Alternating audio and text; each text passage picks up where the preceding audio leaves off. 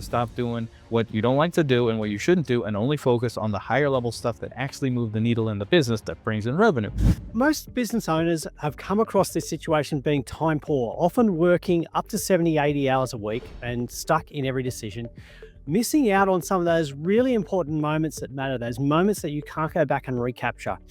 So in this episode, we're going to show you how you can reclaim 10 to 20 hours a week without slowing growth, so your business and your family both win.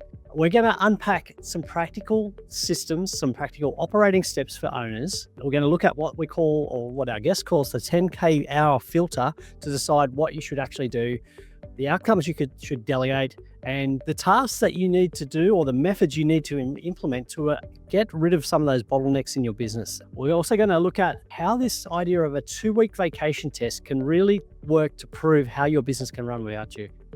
In addition to that, we're going to look at a few of the AI plays that are going to save you hours without adding to your headcount. And look, I'm looking forward to this because as a dad, a father of 4, and a business owner, these are some of the struggles that I have as well, and I know I'm not alone out there.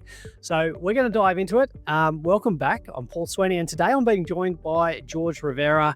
He's a father, business owner. He's been helping business owners generate 7, 8, 9-figure businesses, but also helping them buy back 10 to 20 hours a week and scale profits at the same time without being the bottleneck in their business. So after grinding through 80-hour weeks across multiple businesses, George has rebuilt his business around one promise from his dad. And we're going to probably hear a bit more about that, but that promise: don't miss Leo's games. And I think as an owner, as a dad, many of us will identify with that feeling, that promise that's made. Look, the result, it talks for itself. We've got the father first owner operating system built on those levers, people owning the outcomes, systems creating consistency, and using AI to help multiply those efficiencies. George is going to share some of those scripts, frameworks, and we're going to talk into where you can find out more. But let's not waste any more time. George, welcome to the Business Behind Your Business podcast. Thank you, Paul. Excited to be here. Look, I'm excited because I love this, because there's always that dilemma as a parent and a business owner about where you should be spending your time and why when you're spending time with the family, you're missing out on the business, or the business might be suffering, but when you're spending time on the business, the family life is suffering at the same time, or you're missing those key moments, which, as we said, you can't replace. What was the catalyst for you in changing from working like 70, 80 hours a week to where you are now? Yeah, it's a good question, and very deep. And I have to go kind of back to the beginning where this whole thing started, and it goes back to like the late 80s, early 90s. So back to my middle school and high school days. And here in the States, middle school 6 through 8, and then high school's 9 through 12. So all those years combined, 6 years, I played in about 40 games. I played basketball, and I was pretty good at it. Not amazing, but good enough to warrant, my dad coming to watch me play.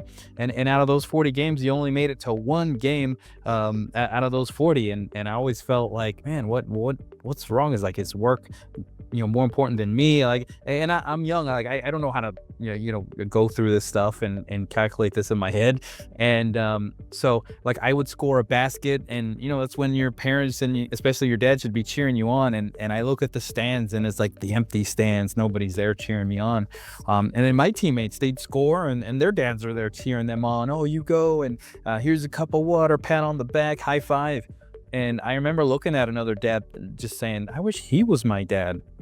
And that would have crushed my dad to hear that at any point, because he was a good man. He was a medical doctor, very successful, one of the top in our area. Always had nice homes, nice cars. We always had our summer trips to Europe. I always had the coolest toys. That was part of my identity. Is you get to hang out with George, you get to hang out with my toys too, because that was just part of who I was and what I brought to the table. And but at that moment, none of that material stuff mattered. It was all about, my dad's not here right now, I need him. And now this guy's here with his dad, I want him to be my dad. And so that was like the first time that I ever kind of felt that almost like an abandonment thing. Again, I'm young, I didn't know what I was thinking. I think the one thing that I remember thinking was, I'm loaning my dad out to the world to make it a better place. I don't know, my best way to cope.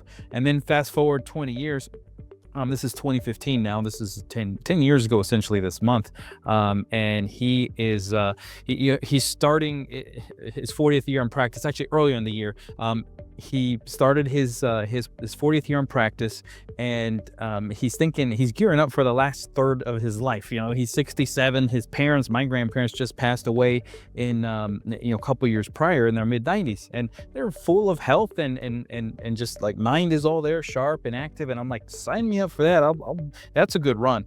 And so he's thinking that's the run that he's got. And then he got diagnosed early in that year with cancer. He had 6 to 9 months to live. And so he came over to my house to meet my newborn son at the time, and I didn't know it, but he was going to tell me after he met my son that he's got cancer and he's going to pass away soon. Anyway, it was a very like interesting 9 months to say the least, and we got really close, and just closure on a lot of things. And at this point is closer to November, which is now literally like 10 years from this month, and a couple weeks before he passed away. And he told me those words: "Don't miss Leo's games. I miss too many of yours."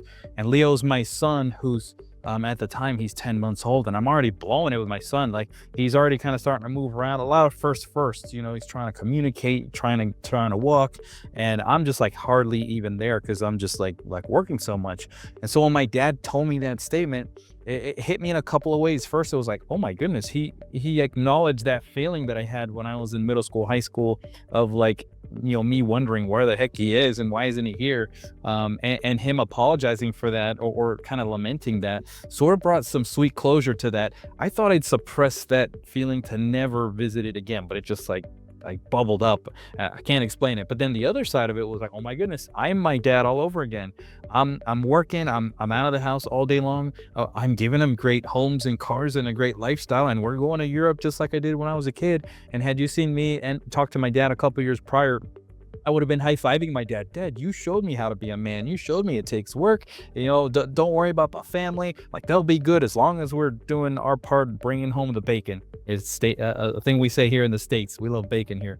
And so fast forward 3 years from that, my dad passes away, and he instilled in me this desire of wanting to be present for my family, because I remember how it was being a kid and your dad's not there. I'm like, I can't repeat that.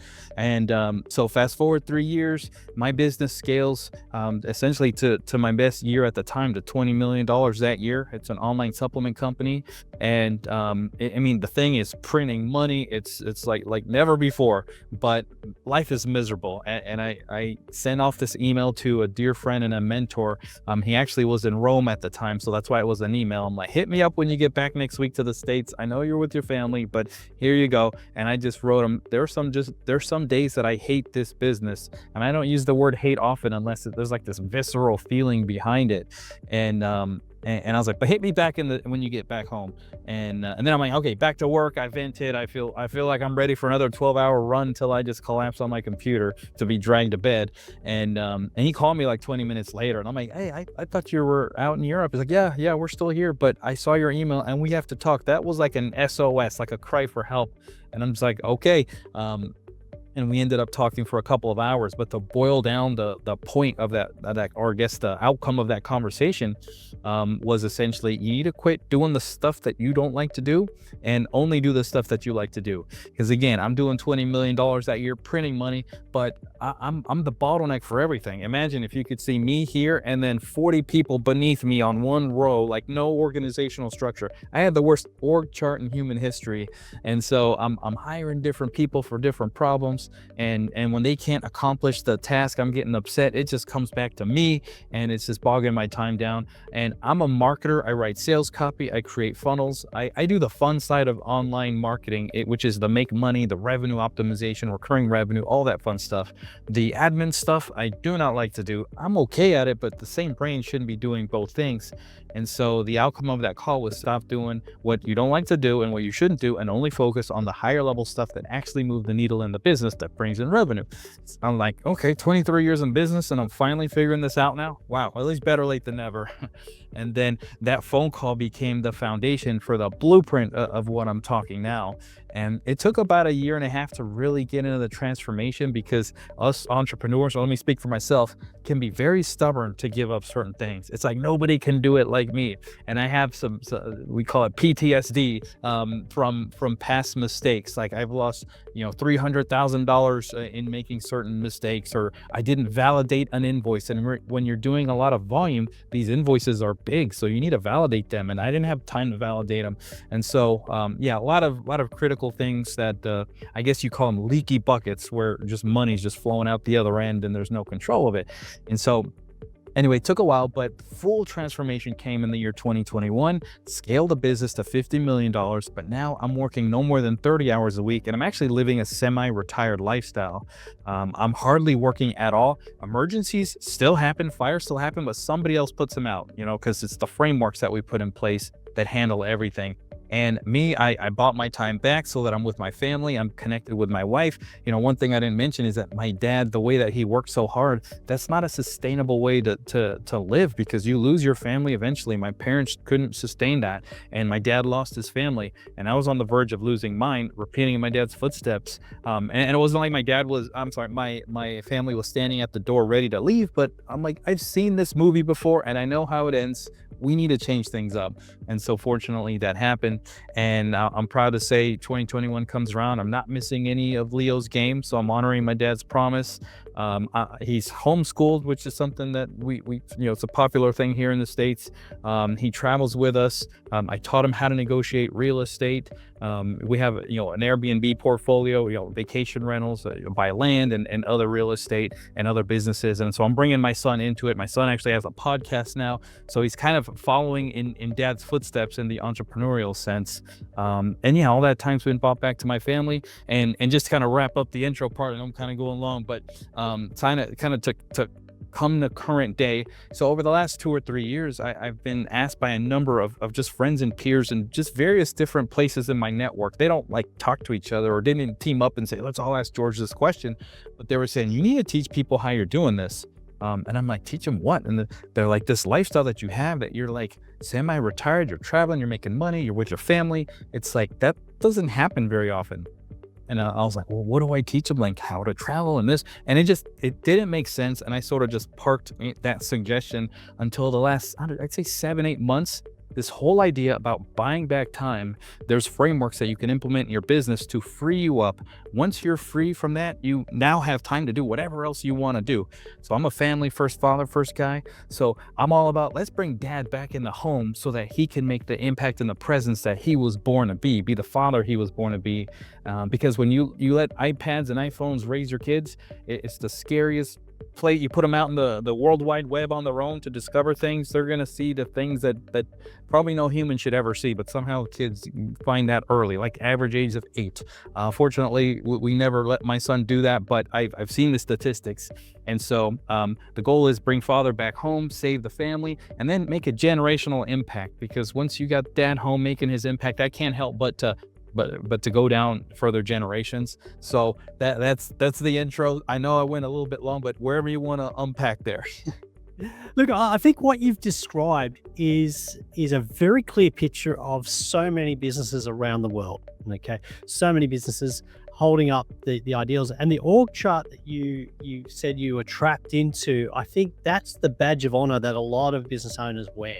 They wear that and thinking that, oh yeah, I make the decisions in my business. When the decision needs to be made, people come to me and it's my choice, it's my way. But that can really be a trap. And that flat structure where everything comes back to you, you create bottlenecks. And I've seen it so many times in clients that I advise, but I've also seen that issue where, okay, well, why am I spending so much time in my business? Because I've created bottlenecks. Like unfortunately, we've got some bottlenecks in the business. There are things that only can be done by me because I've got the right registration. But there are other processes where I don't need to be involved, but I still keep control of that, which is a danger. But we wear that as in a way, a badge of honor that, hey, everybody comes to me. I make the decisions. It's my business.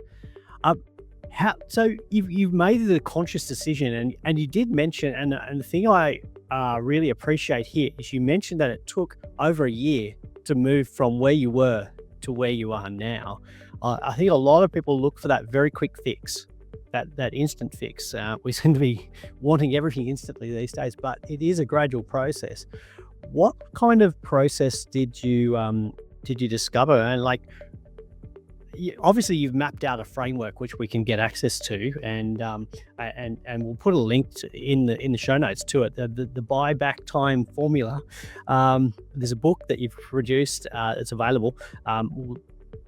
The link will be in the show notes. But let's talk about a bit of that strategy and that process. Where do you get started?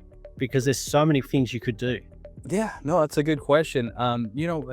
Easiest thing to do is what I call a freedom audit, but to sort of explain what that is to like review the things that you're doing in a consistent basis. So what I tell people is look at your calendar for the past 2 weeks. And as I say that, if you're like the me of 10 years ago, I would have said, well, I have a calendar, but it's not that detailed. Okay, so if it's not that detailed, start now for the next 2 weeks, and you'll find out even the next 2 days, but give it some time and track down everything you do, including even like going to the bathroom, brushing your teeth, like literally everything that you do, and your eyes will open in the next couple of days as to you're going to be doing some things you should not be doing. But at first, don't even worry about that. Just document what you're doing, document the things, and you'll see that certain things repeat that you continuously do over and over again. And that's like the low-hanging fruit of what you can start getting off your plate. And what I tell people is, just start with one thing, get it off your plate, believe that it's possible, and then you will be addicted to doing this to everything you can. And that way your time is focused on the stuff that only you can do as the founder or the CEO or as the higher level or the super duper important person in your business that only you can do that the others might not be able to do. So it's amazing. I've gone through a similar kind of audit process myself, and it's been quite confronting where you actually spend some of your time, and you look back at it and go, well, why? How did I know I couldn't have spent that much time doing that task? And the reality of it is you did, and that task added no value to what you're doing, and you didn't need to be the person doing it. But I think one of my traps is doing some of those tasks it's comforting because I know I can do it and it's done, and I feel good when I've done it. But the problem is I should be doing something else that's going to add more value. Exactly. So that's why I think it's important to see all your tasks, and then the next part is to assign a dollar value to those tasks. And then you got to like realize how much is my own time worth, and just be honest with yourself. And it's different for everybody. Some people could be $100 an hour, some people could be $5, some people could be 1,000, some 10,000. I consider my highest level dollar value at $10,000 an hour. And so for me, for example, I'm working 60 hours a week, and I realize that 40 of those hours are spent on doing $50 an hour or less tasks. I was like, oh my goodness. So essentially I'm spending $2,000 a week. So imagine I hire just full-time 40 hours, forget the 60, that's 40 hours. 40 hours per week at $50 is $2,000.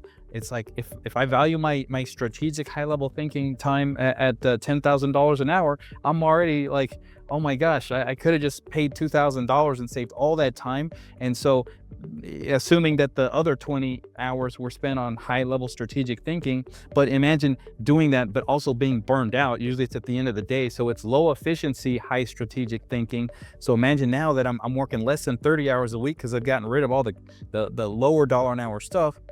Now those hours that I think of strategy, I'm clear thinking. I've got less on my plate, and it's more effective. And it's almost like a 4x return on that time, if that makes sense.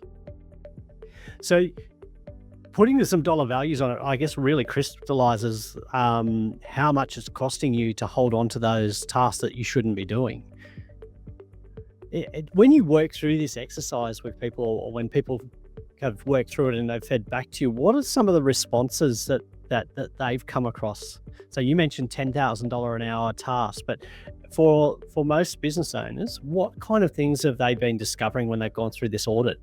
Yeah, I mean, they'll just discover a lot of things that repeat. They're like, yeah, every Monday we do this. And I'm like, okay, every Monday, that's what you do? Well, you could just, put what's called an SOP, a standard operating procedure, and essentially hand that off to somebody and just be done with it. And there's a proper way to do that. I mean, there's a screen recording video service called Loom or there's other ones. You just record a Loom video. Here's the process. Get the transcript, put it in ChatGPT, tell ChatGPT, make me an SOP. It'll make it nice and pretty. Put it on a Google Doc with the Loom link, and that's it. Here you go. Hey, I'll give you 10 minutes to watch, review it. Let me know if you got any questions. I'm here to help you. Okay, you're good. Good. Please, until the technology changes or vendors change or we're done with that process, I shouldn't hear about it anymore. Yeah, so that's one very clear example of just not having to repeat that process and show. Um, so when you're creating those kinds of SOPs, those processes, are you looking for somebody else to take ownership of that task or that area? Yeah, exactly. You are looking to transfer ownership of that task, and that's proper delegation. So remember when I said, I'm here and I got 40 people and everything comes up to me, in my head, had you told me then, hey, you just got to delegate. It's like, that's what I'm doing. I'm delegating all this stuff and it keeps coming back to me. Yeah, well, you're not doing it right. There's this term that I don't know that I coined it, but I call it super delegation. I don't want to claim credit for it. Anyway, it's where you're doing it by transferring ownership at the same time. And that's how you do it, because normally when you assign a task, it's just going to boomerang back to you with questions and how you do this. But when you assign a task with ownership, you show them what outcome looks like, what success looks like, and you also give them the freedom to improve upon the process. And to speak about that for a second. So imagine if, or I guess me, I think I'm 100% capability on a certain task, like I'm perfect in my own eyes. Somebody just getting to 80% is good enough, right? Not perfect, but close. That should be good enough to get me out of the way. But I've realized that once I give them ownership and a proper way to do it, and I give them the freedom to do it better if they can, they take that 80%, they're like at 120%, and I'm down here at 100. I don't know. It's kind of, they improve my own process. And it's like, oh my gosh, how arrogant was I to even continue to hold on to that for the reason of I'm the only one that can do this. Yeah, it's quite confronting sometimes when you do hand over that ownership of that area, that sense of responsibility, and the outcome that then happens is superior to what you were doing. Even though you felt that you were the expert, you were in control. I've had that example happen. So my oldest son works in our business, working particularly on systems. And he takes a very objective look at something and he goes, well, why are you doing that? Why are you asking that? Why are you asking it in that way? You could do this quicker if you just cut out those 3 steps. But I was so used to doing those 3 steps. And he's just said completely, that's just inefficient. Here's a better way. And it's a fresh approach. And I've looked at it and gone, yeah, it is a much better way. So go ahead, take ownership of that and just change everything. Yeah.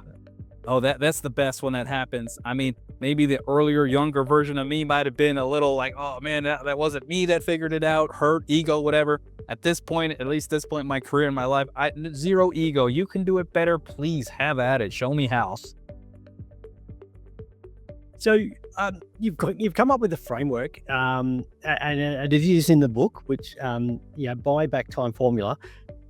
What are some of the other steps? So you've gone through that audit, and that's going to be, I guess, a really good first pass to go through and say, here are a whole bunch of tasks that need to be, I guess, shift off your calendar and put onto somebody else's. What are some of the next steps that people would take to actually free up more time? Yeah, so once you do the evaluation, you realize, okay, there's a number of things I'm doing I should not be doing. And of course, I'll still keep doing the things I should be doing. So you're looking at that list of things you shouldn't be doing. There's really only 3 things you can do with that task or those set of tasks, which is eliminate, automate, or delegate. And so really, like, there's no other option from those 3. And so eliminate, and I'll just give you a quick example for each, like a recurring meeting, for example, or meetings that don't accomplish anything that could have been handled in like a 5-minute email or something. Sometimes I sit there through meetings, I'm like, this wasted a whole hour. This could have been just an email update or something. And because I think some people just like to meet for the sake of meeting, and it's like, so just got to evaluate the importance of that. But that's like low-hanging fruit right there. And then automate. Like, for example, there's a number of examples, but the one that comes to mind is like I used to be like spinning a bunch of plates. I'd have emails coming into me from all sorts of different places, invoices and traffic partners and just all kinds of different things. And when I'm manually forwarding emails throughout, there's room for human error, and there's obviously my time that it takes. So there's a time delay of people getting what they need, and again, being the bottleneck. And so I set up rules. It takes a while. I blocked out a couple hours one day in my Gmail, and other tools have similar similar services. And I just said, okay, every time I have to forward an email, I document exactly like who's it going to and why. And one day I just banged out all the rules, and no more did I have to like be randomly checking for emails that I had to forward, because urgent email needs to go to accounting, this email needs to go to legal. And so you just streamline that. And that's an example of like automating something and saving lots of time too. And again, human error. And then delegate. And we touched on this earlier. I call it super delegation, and it's transferring proper ownership, showing them what the task looks like, not just here you go, and then they come back with questions. Like, once you properly delegate it, it should be to where it doesn't even come back up unless it's like maybe it's like a quarterly review of the process if you feel like you got to improve it, or just, hey, let's check in and see it. But once you delegate it, it shouldn't be coming back to you. That's kind of my rule.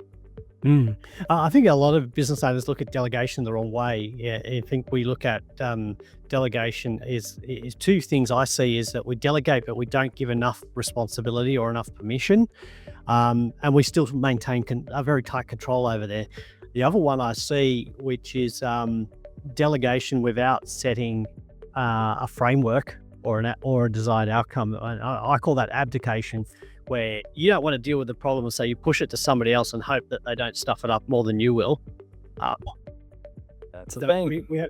We have those kinds of issues, but what you're talking about here is a really effective form of delegation there. So we've talked about a few really, I guess, powerful steps that you can take to free back some of your time. I think we've only really just touched the surface of what you can do and how effective you can become. When you've worked with business owners, or when you've got feedback from people who have gone through the book, what kind of results are people achieving when they go through this process? Yeah, I mean, for they're buying back time, just as the title of the book states. They're feeling relief, they're feeling less stress, and also there's a bit of an identity shift that has to happen, because and I know you've touched on it a little bit earlier about just getting stuff done. It's like we're the business owners, we get stuff done. We're the hero to our business, but we're not the hero to our family, or the hero that our family needs us to be. It's like, business takes priority over family stuff. And so there's a bit of an identity shift that it's okay to not have to be hustling 24/7 or every waking moment, because that was my thing, the me of 10 years ago. And I describe myself, the me of 10 years ago, cash rich, time poor. My business got all my time. My family got very little time, little to none. And the time they did get was me like burned out and grumpy and like anxious to get back to work, which is not a happy place to be. And so, yeah, I think it's some of that identity shift and realizing, hey, the frameworks work if you do it right, and have trust in the frameworks. Now, that said, there is a season, if you're new and you've got a new business or you're in your early stages, there's a season of hustle, because nobody else is going to do that for you. But I still recommend people have the end in mind and just know that, hey, this is a season of hustle, but I still want to document this stuff properly, because one day as my business grows, we don't want to scale chaos, we want to scale freedom, and frameworks allow you to scale freedom. Oh, fantastic. We did talk about it. We teased it at the beginning when we talked about the 2-week vacation test. Can you just explain a little bit of what that test is and what are we looking for? Yeah, I love that. Whenever I do an onboarding call with a client, or you'd see it in the book, is there's this thing called, if you can't take a 2-week absence test without your business falling apart, then it's like you're just like the highest paid employee for your business, assuming you pay yourself. Some people don't even pay themselves that well. But so the goal is for example, say I'm working with somebody on an onboarding call and I tell them, hey, in 6 months, look at your calendar, give or take a week or two, doesn't have to be perfect, but block out 2 weeks because we're going to be off the grid completely. And they freak out a little bit like, oh my gosh, I can't take an hour off. How am I going to take off 2 weeks? They freak out too much. I'll let it be a week, but it's still significant time away. And I tell them, well, that's exactly why we need to do this, because you're freaking out right now. And that's like a sign that you really need this. And it's like, make the investment, book the hotel, buy the flights, buy the, the tickets, the Disney World tickets, wherever this destination is, because it's going to be with your family. And the clock starts now, like today, or, like this week, whenever we're like starting officially, like we are working to get yourself out of being the bottleneck. And that's our goal. And that's when we know we really hit transformation. And the last note on that is it's not like we set the 6 months and we work our way there and then we go. There's little mini like rehearsals working up there. So we'll take an evening off or like an afternoon, like we'll stress test the system a little bit so that the business owner has full confidence that they can take that extended time off away. But taking an afternoon off or an evening or a half day or something, oh, we saw this email didn't make it, okay, let's patch that up. Or so and so didn't have clear instruction, okay, let's patch that up. What's next? Okay, we're good. Now we're ready for our trip. Yeah, I love the way of doing those little tests, because a lot of people don't even feel like they can take an afternoon off. And like, if you can't take an afternoon off, if you then come back to one of the first things we talked about is not being able to admit to be there for those non-repeatable moments that really matter with the family. Like if you can't take time away for the business to go for any time, you're going to miss a lot of those moments. So it's important to get that stress test in place already. Now, George, we talked about how we can do this without sacrificing growth, and we haven't really touched on that directly. We've talked about how we can free back a lot of time, and that's a great outcome for any business owner. But how do we actually continue to grow our business when we're stepping back? Yeah, and I'll tell you kind of in my example, I mentioned earlier, I was working like 40 hours a week on $50 an hour tasks. And again, once my time was freed of that, I was focusing on primarily what I'd call my zone of genius. And not only that, I'm working on it with full clarity as opposed to like burned out, kind of the end of the day stuff, assuming I even got to it. Sometimes I probably didn't even get to it. And so my zone of genius is marketing, is strategic relationships, it's revenue generating activities, which I assume every business owner, that should be your zone of genius as well. That's the whole point of starting a business, is to be profitable and to seek ways to be profitable. And I've had clients before that say, well, I'm not so confident in my zone of genius for like strategic, networking or growing my business. And in that sense, I help them kind of think through, okay, who are 50 to 100 key needle movers that you could meet that could help you get your business to the next level, maybe strategic partners for like referrals or there's a number of things, or, your ideal clients, and let's go after those. And that's what you use your time to do. But all the stuff that's like $50 or less, or again, if you're a $10,000 an hour person, you shouldn't be doing $100 an hour work. But assuming most people might be kind of in that $500 range or so, maybe your limit's like, okay, I'll do 100, but not anything less. And so find ways to stay to keep revenue coming into the business, and that's what you do. Every business is going to be different, but the commonality is that their strategic time should be for growing the business. Oh, that's great way to sort of sum everything up there. Yeah, freeing up your time gives you the capacity and I guess the energy to do that strategic work to grow.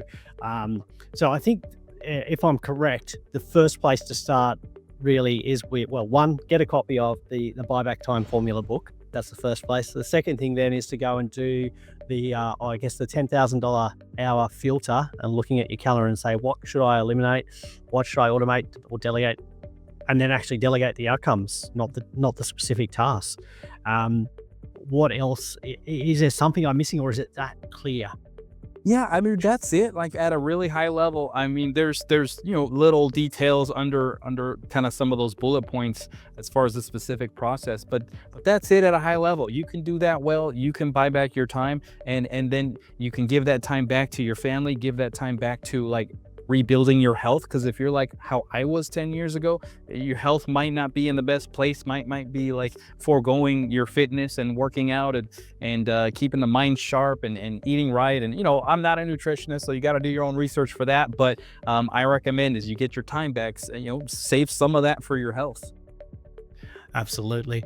Look, I think there is so much more that we could talk about on this topic, but we're not going to just leave it there. Get a copy of the book. I'm really excited about this because I love seeing business owners take an opportunity. And George, you've provided a really good framework for every business owner to get started, and to make an impact.